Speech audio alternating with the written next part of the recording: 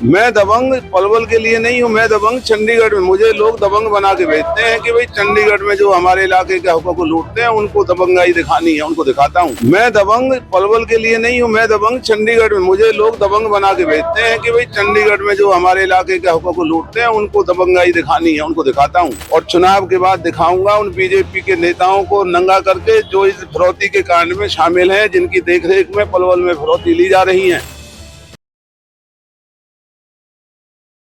जो हमारे विरोधी प्रत्याशी हैं वो केवल मुझे गाली देने में लगे रहते हैं। मैं उनसे ये निवेदन करता हूं कि मुझे गाली देने की बजाय उनकी पार्टी ने जो काम किए हैं, रोजगार दिए, उसकी चर्चा करें।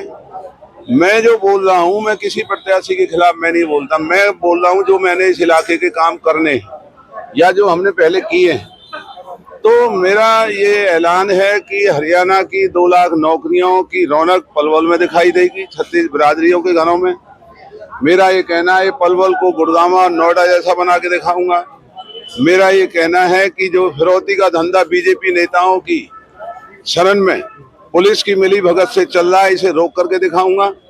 यहाँ एक डीटीपी बेईमान अफसर जिसको पिछली सरकार ने सस्पेंड किया और वो आज भी सस्पेंड ना होकर के लोगों को लूटने का काम कर रहा है, ऐसे अधिकारियों को सबक सिखाऊंगा।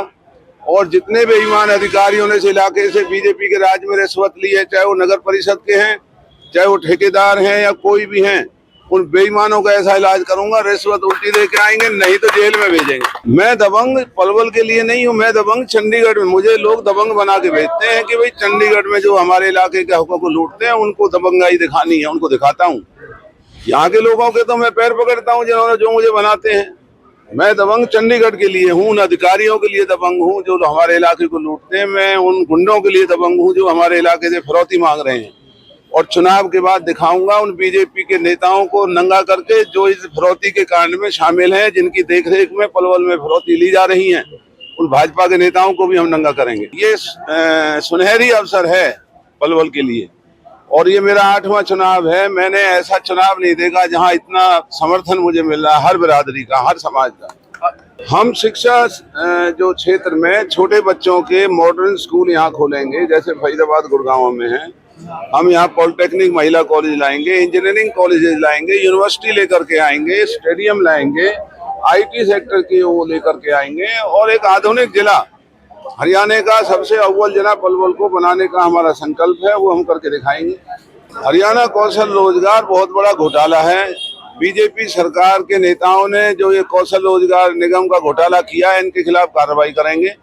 लेकिन जो बच्चे नौकरी पर लगे हुए हैं कौशल रोजगार में, हम उनको नहीं हटाएंगे। उनको लगे लगाए बच्चों का भविष्य हम संवारेंगे, लेकिन अब कौशल रोजगार की नौकरियां बंद करेंगे। हरियाणा सरकार में 2 लाख नौकरियां तो मंजूर शुदा पड़ी हुई हैं और 2.5 लाख नौकरियां अगले साल हरियाणा सरकार के कर्मचारी रिटायर हो रहे हैं।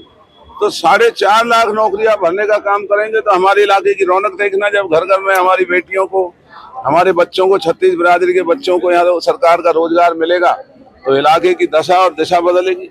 बीजेपी उनको लेकर के आ रही है जिन्होंने सिर्फ भाषण देने आना है, उनका यहाँ से कोई लेना देना नहीं, कोई सरोकार नहीं। और आए तो लिस्ट लेके आए कि पिछले 10 साल में उन्होंने हमारे इलाके में काम क्या किए हैं।